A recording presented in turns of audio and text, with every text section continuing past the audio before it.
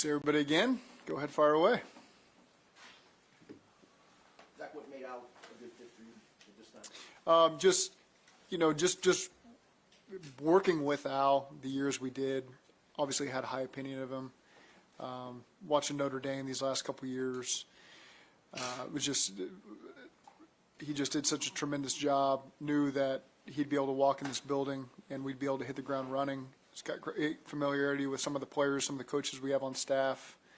Knows what we're all about, from an organization standpoint, from a culture standpoint, and felt like he'd be able to continue to deliver that message and help us play great defensive football. How important was that familiarity when you're making a hire like this? It's not the ultimate decision maker, certainly, but it helps when you know somebody, and so you know what they're about, and you're not going to have to learn that. Feel each other out. He knows me. I know him, and so again, that was really just a bonus. I'd say it wasn't the decision driver, but it was a bonus. Al, what makes this the right fit for you? Well, Zach already alluded to it, just the familiarity, the comfort level, the fact that with Zach and the familiarity with everybody on the staff, and obviously knowing exactly what Coach wants from an organization, from a culture, and being confident that I can give him what he needs. Out of what is right here now? Well, I think it allows me to maybe forego a couple of steps in terms of the learning process. I know exactly what we need, the type of players that Zach wants us to identify and go out and find through free agency and then ultimately the draft. I know what the Brown family expects, which is important. So I don't think there'll be a learning curve there. The biggest thing is just getting with the staff right now, identifying our needs and how we supplement the roster that's already in place. And I think that's why I'm here today. I can't wait to get going on it. What is that the Brown family expects in your opinion? Well, I think it starts with a championship culture. The thing I can tell you is it's big business, but it's family run, and you could feel that when you walk in. So making sure we identify people that are congruent with our culture and our values, and we always talked about when I was here last time, just how many gym rats can you get on your team, and how many leaders can you get on your team? How many football guys? Like Orlando just stopped in to see me and out of nowhere, and he couldn't stop talking, and I mean that in the kindest way. Like, he was just so energized, and so I was like, "You were a captain, weren't you?" And I said, "I could tell," and like, those are the kind of guys. When we were here last time, just some of the linebackers that we identified were, they were leaders. They were guys that hung around football, wanted to be here. They made our roster, and they made us better, and that's what we have to do at every position on defense. Zach, how much, if at all, did Notre Dame's postseason run play a factor in this decision? No, none. It's again, bonus that they went that far, but you saw great defense just watching him over the years. And so I knew what he was about. I knew how he'd coached that group, how he'd helped our defense before. His last game in the NFL was a Super Bowl, and his last game in college was a national championship game. And again, we want to stand on the podium and end it the right way. That's, I think, the first text he sent me once he took the job. But, it's about all the right stuff, watching them play. You saw 11 guys playing in unison, all believing in the same thing, doing a great job with their ball disruption, taking care of the ball, playing championship level football, and I'm excited to watch our defense do that as well. What has the past week been like for you, given what you were doing last week? Well, exhausted and emotional. If I could take a minute just to thank, Coach Freeman, all the student athletes up there that had the honor of coaching, and obviously very seldom that you have a chance to do first at Notre Dame, but to host the first playoff game, to win the Orange Bowl, win the Sugar Bowl, win 13 in a row, that was great. So I knew, we made the decision last Wednesday to come. I had an opportunity to sit down and talk to all the players. That doesn't always happen that way, but Coach Freeman encouraged it, man. I tried to reach every player I could. Those that I didn't see personally, I communicated to. I thought that was important. I got in the car at 5 a.m. on Thursday, and when I made that right off I-74 and saw the stadium, and I knew I was home. And so it's emotional, and I was telling Zach this morning, we went to work on July 16th, and we just finished on January 21st. So he keeps telling me to take a break, but I'm so energized by this opportunity. What have you noticed in terms translatable things from college defense to the NFL? What maybe doesn't as much, or what did you learn about the differences between those two? I think it's closer than it was a decade ago for sure. Just certainly with the RPO, or just watching yesterday with the quarterback run game, the read zone series, or just the design quarterback run. So I think there's a lot of carryover there. I think I was blessed to be around guys that were, they had their house in order. They just wanted to learn ball.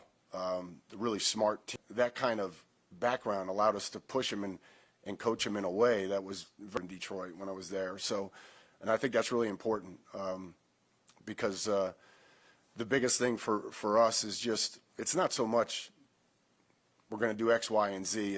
It's the belief system that everybody involved believes the same thing, that the secondary believes the same thing as the linebackers believe the same thing as the D-line. And when you get that unit strength and you're bound by certain fundamentals or techniques or concepts, great things can happen. And obviously that's what we want to do here.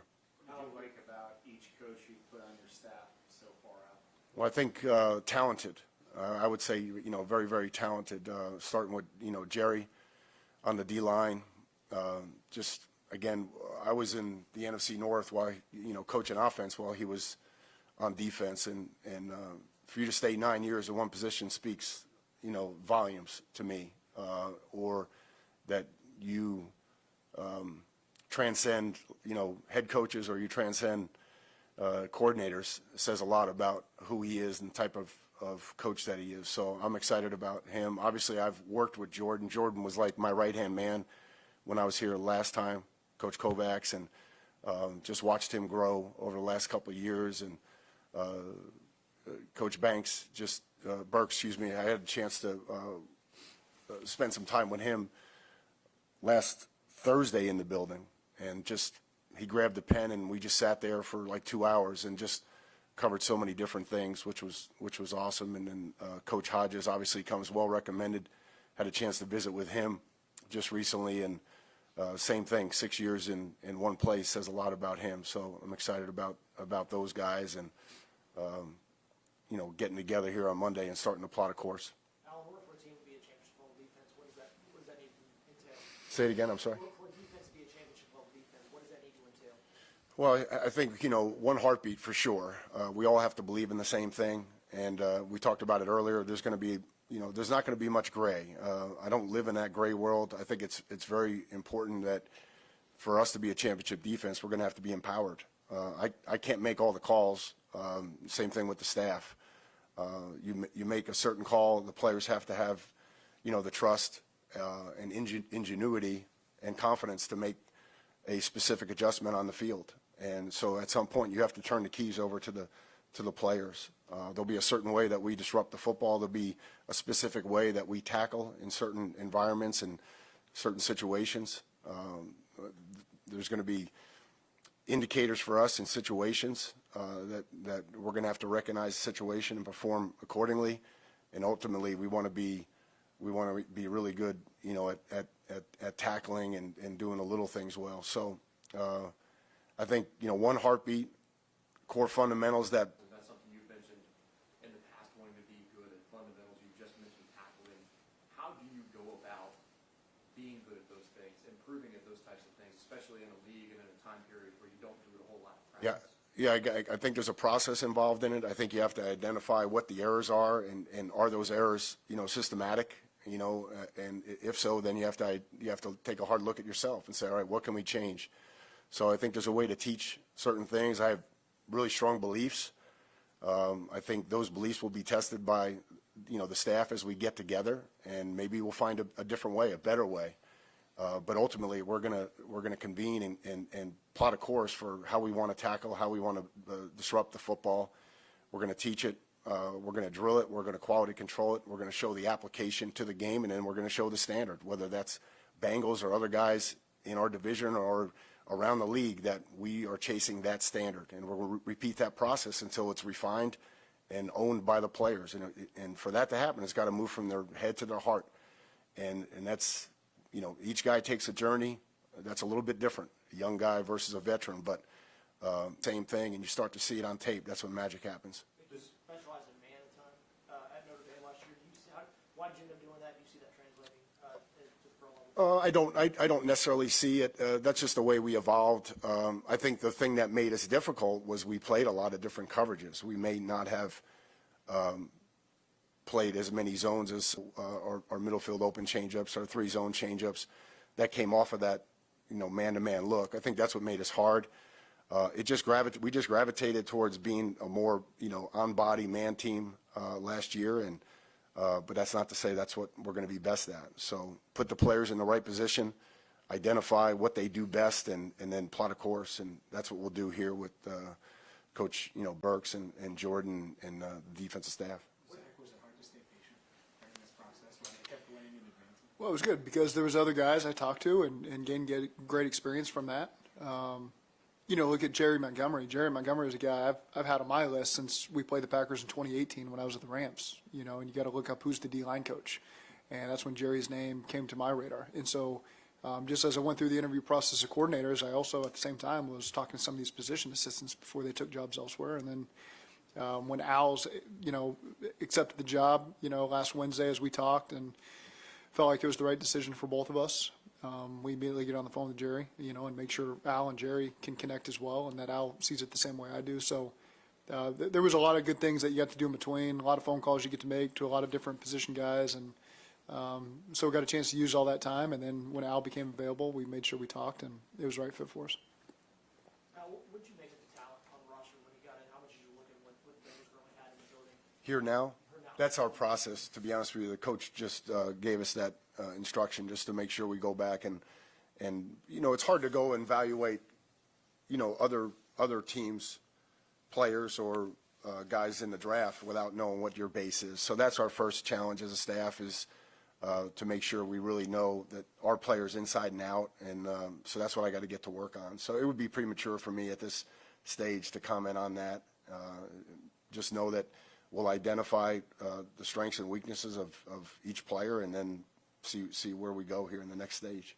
There are a lot of young players on this defense. Do you think player development translates from college to NFL? Because that's obviously something you have to do a lot in college. I do. I think player development is again, it starts with the head coach, starts with Zach, starts with the strength staff, it starts with nutrition, starts in the training room, just everybody being on the same page, and then just having a clear plan for them. I think it's really important. I said earlier, I don't want to, and part of that is just how do we make it quiet in their minds, and we do that in the offseason with development, with making sure that each player knows the 2 or 3 things and just really drilling down on that, because everybody needs to improve. Everybody, starting with me, as soon as they come back, and that's what we're going to do. We're going to make sure it's really tight package and make sure it's condensed in terms of what they need to improve on, and keep it small, refine it, play fast, play with energy, and play together. I assume that's your approach with draft picks as well, regardless of the pick, is having a plan, carrying it out, all of those things that you just mentioned. From a development standpoint. Yeah, certainly from a development standpoint. That we talked about this last Wednesday, just that onboarding, how good can you get on, as onboarding when the rookies come in, because, I think the one thing that we were proud of last year in South Bend was the number of freshmen that played for us and played significantly. And to do that, you have to be great at onboarding. There has to be a quick transition. They have to know precisely where their eyes need to go in the playbook, exactly what techniques we're teaching, and take the source to them. Go right to them in terms of how they learn best, and whether that's on their phone, through video, whatever that case may be. Just make it really, really accessible so they can be a continuous learner. And I think that's going to start the second we get that, we make that phone call and we draft somebody. Philosophically, do you view yourself more as a 4-3 guy or a 3-4 guy? 4-3, 4-2 nickel. But again, I think I've never liked to be painted into a corner in terms of that, because what are our strengths? What do our guys do best? And then what will our auxiliary fronts be? How can we be a little bit different than maybe the standard? And that's where, we'll get together with Coach Hodges and Jerry and say, okay, what did you guys like in the past? What do you think gives people problems? And then, juxtapose that with the division you know, because everything's going to start with the division. How appealing was it to have Trey Hendrickson on the roster, having a guy that led the NFL sacks last year, when you took the job, knowing that you had that kind of edge rusher for the wing? Yeah, I've already, you know, reached out to Trey, and I had so much respect and a great relationship when I was here last time, and just watching him evolve as a pass rusher. And again, our job is going to be continue to put him in positions. Number one, you know, earn the right to rush the passer, right? So getting more passing downs and give him opportunities and get him the matchup that we need to. So make no mistake, when you have somebody like that, it's job number one to put them in position to continue to do that or surpass that. How important is it, Al, to establish physicality in the trenches for you? I think it is important, especially given our division, and that will start obviously in the spring and then carry over to preseason camp. But there's no doubt about it. You know, we need to be strong. We need to be able to stop the run. We need to get people behind the sticks, and then ultimately cash in on that. You know, on third down. Do you remember that as a strength of this team in 21 and 22? I do. Yeah, I thought we were tough. I thought we were mentally tough. I thought we were physically tough. I thought we ran to the ball really well. So again, you know, part of the challenge of being here, or the challenge of watching TV yesterday, is that it's not a good feeling in terms of, you know, we're not there, you know, and that's what motivates you to get up today and say, okay, got to do something about it. So that's what we plan to do. What's your philosophy of coaching? Do you like, okay, I'm gonna put it all out there for you, and here it all is, or do you like pieces, you know, little installation pieces? I mean, what's your process? Yeah, I try to keep it to 10 installations. Again, that will marry up to what coach and pitch and those guys want to do on offense. But we'll try to marry it up. I do believe in maybe challenging a little bit more in the spring, just so there's better recall in the summer and then ultimately in preseason camp. I'm not a big believer in drawing up something crazy on a Thursday night, or, you know, I just don't believe in that. I think, you know, you can the entire season. Certainly there'll be little nuances that you have to do, but if you want the guys to play fast, then just be highly organized and be able to pull things that can help you, you know, versus opponent X or opponent Y. To piggyback what I was talking about, what's it been like watching other teams go deep in the postseason, knowing y'all have been there? How motivating has that been throughout the process to get back to that point for y'all? I didn't need that motivation, but it's not fun watching that. That's as simple as I can put it. Al, you've had some great calls in your career, taking high-profile jobs. This one, telling your kids that you're going to be able to come back to Cincinnati. What was that moment like? Awesome. You know, my son is a freshman in college, and obviously I have two in high school here. So just a great moment for our family, and you know, again, not just for our family, because we have moved around, and that's part of the deal is coaching. But to be here in Cincinnati, to be able to do it in Cincinnati, in this community, where we've established roots, where our kids go to high schools, and you know, where we have so many friends and family, which is awesome. So excited to be back. Just like Coach has said, I don't need much more motivation to be a pro and be the best I can every day, but the fact that I'm doing it here with my family is awesome. Did you still have Bengals gear in your Yeah, I did, no doubt. No, I would never give up that experience, or you know, just being in the last game and all it took to get there, and the collective, you know, work of everybody, because it takes everybody upstairs, staff, you know, it takes everybody in the organization to do that, and obviously that's what we want to get done here in 2025. How hard was that decision 3 years ago to go up there Hard. and keep your family Hard. here? What was that process like going back and forth? The process was great, just because Coach Freeman was so amenable to, you know, what I needed and what my needs were with the family, and so, you know, that was a challenge. But, you know, I think if it was, you know, out on the West Coast or something, we probably could not have done it or managed it. So it worked out for us, and I still got to spend an awful lot of time with my family, which is great. How many times have you done that drive now at this point, right? A lot. Yeah. A lot. You lose count after A lot. Somebody asked me if I got a ticket ever, and I said, yeah, my first day on the job, I got a ticket. My first day. My very first day on the job. So that was the only ticket I got, yeah. Al, you spoke about the way you signed off, and Notre Dame, how Marcus encouraged you to go about doing that, but in totality, how hard is it to step away from ND, a place like that, when you have it rolling like you guys did? Well, number one, I think they're built to last for a really long time now. And I think the one thing, you know, when you get to be my age, not everything works the way you want it to work. But the one thing that I always wanted to do is leave something better than I found it. And I believe that my little part of that I did. And we did, you know, because it's a collective thing. So it's always hard to leave because you invest so much in people. You know what I mean? It's not so much the brick and mortar, but it's the people. So that part of it was challenging, but I think even the young kids understood the value of this. And there's only 32 of these, you know, and there's even less that have Joe Burrow. And I think, you know, that to me, coupled with, you know, having worked here before, being a community in this town, made it easier. I'd love to ask you, how did the current NIL climate impact your thought process? Well, And does that make it easier or harder to? no, I think that's a question for other coaches. I would say that our, you know, just our overall culture there kind of, not that we were immune to it, but we were shielded. We had so many graduates on the field the other day, and kids just trying to do it the right way, and that's the kind of families that were attracted there. So you were a little bit immune to it, and to me that was a blessing. I'm probably not the guy to ask that question, but there's some things that certainly need to get fixed, and need to get fixed quickly. Did you, have you had a chance to decompress at all from the season? Yeah.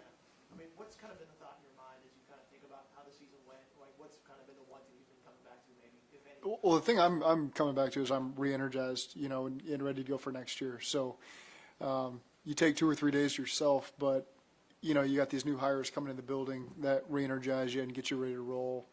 Watching the games, like you mentioned, we didn't need that re-energy, but you want to be in those games. You want to be in those moments, and we know that we're capable of doing that, and we didn't handle everything we could have the right way this season. We put ourselves in a hole early, finished the right way, and so we got to continue and build on that momentum, and I'm really excited to do that. You, from both coordinator hires now that you've had to replace, you work with familiarity. What's been some traits why you kind of lean that way with guys that you had those previous relationships with? Yeah, familiarity and best people for the job. So again, I'm not. There's always misnomer. Oh, you want to hire someone you're comfortable with and familiar with, or your friend, whatever. No, I want to hire the people that are going to help us win championships. And so, I think that we've done an excellent job of hiring coordinators, position coaches, quality controls, and we don't take those hires lightly. We spend a lot of time on them.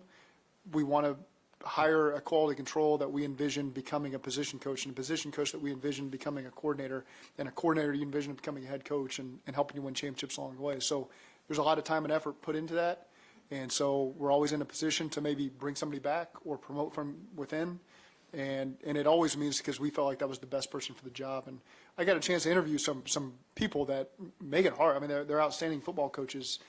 Just felt right now for us, Al was the best guy for the job, and Pitch was the best guy for the job last year, and excited about both those guys. Al, you talked about a little bit about NIL and things, but one idea that comes with all the changes in college football, and understanding that your experience in college football goes back decades at this point. One idea that comes with that is that the college game has grown closer to the pro game. Like, is that an idea that you would buy? Like, do you think they've gotten closer over the course of the last couple of decades? Oh, I think there's no doubt, you know, even to the point where, you know, we're using the green dot in college now, and, you know, they might as well just go ahead and do the goalpost in the field and just get it over with, you know. I know there's a lot of defensive coordinators that would prefer guys not be 4 yards downfield on pass plays, so that might be something. That doesn't fly in the NFL, I know that, so. The money's close to the same. Yeah. It depends who you talk to. Well, that's actually, are you going to get to, are guys going to get to a point where they're going to end up coaching guys who made more their last year of college and they won their rookie deal? There's a possibility. How hard is that going to be for NFL? The market will correct, it always does. How hard will that be for NFL coaches to get rookies coming in who are coming from more money in the college game and now essentially going to their first year? Yeah. And making less than they are in the NFL. I don't think it will be hard. I mean, the ultimate beauty of the NFL is its meritocracy, and, you know, I always use the analogy of, you know, it's NASCAR, right? It's all the same body. It's, you know, you got the same tires, same gas, you know, so how do you create a culture that is a winning culture? You know, in other words, how do we knock 2 seconds off, you know, our lap, and that we do it with people, right? So I think that's the most important thing, and that's the beauty of the NFL, whether it's the caps or, you know, just, you know, everybody's on the same rules, and that's what I'm excited about. Favorite NASCAR driver over the years? Excuse me? Got a favorite driver over the years? No. How important is it to convince guys, whether they're freshmen in college or a rookie in the NFL, that you're starting over when you get here? You're learning the way we do things. You're, you know, facilitator, getting used to the culture here. Yeah, I think, you know, everybody's a little bit different, right? They're all on different career paths and everything, but, you know, we're not going to be successful if we don't all talk the same language, and we can't all hold each other to a certain standard in each of those realms. So I think it's important that, you know, Trey's going to want to be challenged and he's going to want to be coached hard, but Trey has earned a different level of respect than perhaps a rookie that's coached them all the same, be uniform in terms of what the standard is and what the expectations are in each particular context, and then go from there. Zach, what do you think your reaction would have been 3 weeks ago? Had I told you that your staff looks the way it does now when you made those changes? Is this what you envisioned? Excited. You know, it's a group that's professional, number one, and how they approach their jobs, whether it be coordinator or position job. And guys I have a ton of respect for, guys that are really hungry, you know, and extremely motivated. And so I just think it's a really good collection of coaches that we have come in that are all going to speak the same language when we define what that language is defensively, and start moving piece by piece, evaluate our own guys, evaluate the combine guys and the free agents, get ready for the draft, and then coach our guys up. So it's an experience that, again, rejuvenate is the word I said, not that you just need a couple days after the season to kind of not get the season out of your system, but get ready for the next one, and we're ready to go now. And, you know, I'm trying to get Al to take days off. It doesn't appear he's excited to take any days off. You know, I took my couple days off here this weekend. I'm excited to get back in the building and get to work and get these guys back in here and start getting ready to evaluate all these prospects. And so just excited for the next opportunity we've got. Al, I know you were busy and you had your own things going on, but how much were you over the last 3 years able to observe or pay attention to the Bengals from afar? Well, we're always fans, and obviously with my children being here, they would go to a game occasionally and that type of thing. And but it's really hard when your season's congruent, you know. Besides, you know, wishing Coach good luck or other guys on the staff, Darren or whoever, hey, good luck. No, this game's big, you know, that kind of thing. So, but the fact that my family was here, we never left the community. So it was always part of the fabric of it. Zach, speaking of the draft and player evaluation, you said the guy to your right go through a month of like the hardest competition that college football can offer, and looking in on some of the best talent in the college game. I know, you know, because he's just on that this year. Yeah. And maybe that's not a long-term perk of him being on the staff, but do you think that's an advantage? Oh, no, that's a resource we're going to use in all three phases. You know, he's been at Notre Dame, and Notre Dame plays teams from throughout the country, so he's seen the best athletes. He's probably seen them play for 2 or 3 different teams as he's coached against them. But, you know, that's the truth of it. So I think there's probably a lot of prospects we're going to go through in this draft where, you know, we'll be getting Al up there and giving his 2 cents on scheming for a guy or playing against a guy or the plenty of guys that Notre Dame has on their roster. So that'll be a great resource that we'll be sure to utilize. Overall, the fact that you played tight end, you've coached tight ends, you've coached linebackers, you know, you've been on both sides of football. How big an advantage is that to get you to where you are today? I think it's a big advantage. I think where it continues to manifest itself the most is probably on game day, just big picture wise, you know, how a team is, you know, where their mic point is in the run game and who they're, you know, who they're double teaming to and who they're pulling for, just little things that you learn when you're in the NFL, you know, certain protections and those types of things. So I've never shied away from coaching a different position or, continuing to grow, and it'll be no different now. I just want to continue to grow and get better and find out, where can I make the most impact on this staff. And So we'll take Al into the locker room for some follow-up questions, if anyone has them. We'll interview with Jesse. congrats. Thanks, guys. Thanks very much.